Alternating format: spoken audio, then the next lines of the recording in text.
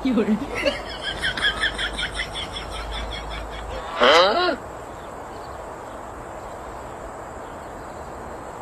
Nilagay mong switch doon, paano mo bubuksan yan? Gagana yan.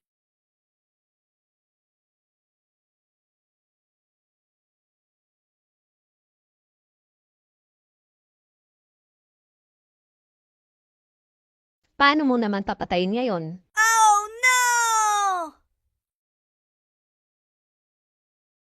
Bumaba ka na dyan.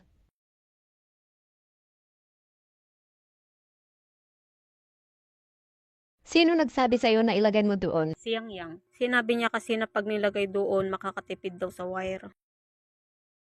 Anong problema? Ikaw pa nagsabi na ilagay ng ganitong switch. Oo, ako nga.